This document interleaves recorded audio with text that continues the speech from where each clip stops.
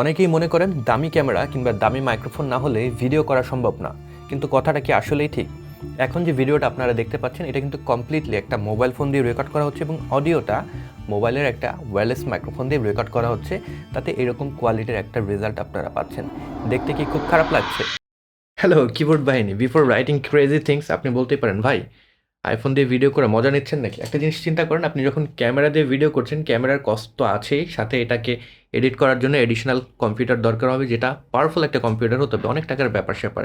তবে একটা স্মার্টফোন সবার কাছেই থাকে, আর এখনকার শুধু আইফোন না, এখনকার অ্যান্ড্রয়েড ফোনগুলো অনেক ক্যাপাবল, সেগুলোর ক্যামেরা দিয়েও কিন্তু আপনি অনেক ভালো ভিডিও রেকর্ড করতে পারবেন। আর সেম শটটা এখন আপনারা দেখতে পাচ্ছেন আমার রেগুলার স্টুডিও ক্যামেরা দিয়ে FX30 এবং ভিলট্রক্সের 27mm f1.2 দিয়ে। ডেপথ অফ ফিল্ড ইফেক্ট কিন্তু এখানে বেশ ভালোই দেখা যাচ্ছে এবং কালার ইনফরমেশন যেহেতু বেশি থাকছে, সেন্সর সাইজ বড়, ডেফিনেটলি মোবাইল ফোন থেকে বেটার লাগবে দেখতে।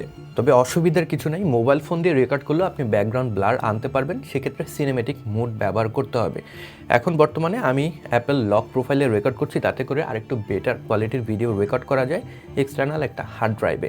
যদি নর্মাল প্রোফাইলে আমরা সুইচ করি, এখন ভিডিওটা আপনারা নর্মাল মোডে দেখতে পাচ্ছেন, হয়তো ব্যাকগ্রাউন্ডে ব্লারটা আপনারা দেখতে পাচ্ছেন না, বিকজ নর্মাল প্রোফাইলে রেকর্ড করছি। যখন আপনি মিররলেস ক্যামেরা দিয়ে রেকর্ড করছেন ব্যাকগ্রাউন্ডে ভালো পরিমাণে একটা ব্লার থাকে, দেখতে ভালো লাগে। তবে মোবাইল ফোন দিয়েও সেটা অ্যাচিভ করা সম্ভব। এখন মোটামুটি সব মোবাইলেই সিনেমেটিক মোড থাকে। সো সেম শটটা এবার আপনারা সিনেমেটিক মোডে দেখতে পাচ্ছেন। তবে সিনেমেটিক মোডে যখন আপনি রেকর্ড করবেন, যেহেতু এটা ডিজিটালভাবে আপনাকে depth of field effect, I mean blurry ব্যাকগ্রাউন্ডটা দেয়, সেই ক্ষেত্রে মুভমেন্টটা একটু কম করার চেষ্টা করবেন। যদি মুভমেন্ট কম করেন, এটা দিয়েও কিন্তু আপনারা সেই মিররলেস ক্যামেরার মতন একটা রেজাল্ট নিয়ে আসতে পারবেন।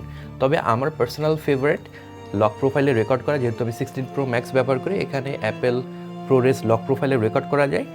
লক প্রোফাইলে রেকর্ড করলে আর একটু বেটার ডিটেলস রেকর্ড করা যায় এবং সেটা দেখতে অলমোস্ট ক্যামেরা কোয়ালিটির একটা ভিডিও মনে হয়। ফেক যে ডিজিটাল শার্পনেস কিংবা ডিজিটাল প্রসেসিং সেটা কম থাকে, আমার কাছে ওইটা দেখতে ভালো লাগে। সো সব কথার শেষ কথা হলো, it's not about the device, it's about you who is operating the device. So আপনার কাছে যে ডিভাইসেই থাকুক, আইফোন হতে পারে, অ্যান্ড্রয়েড ফোন হতে পারে, যেটাই থেকে থাকুক, সেটার ফুল পোটেনশিয়াল আপনি কীভাবে নিয়ে আসবেন সেটা আপনার চিন্তা করা উচিত। ভিডিওটা কেমন লাগলো কমেন্ট বক্সে লিখে জানাতে পারেন।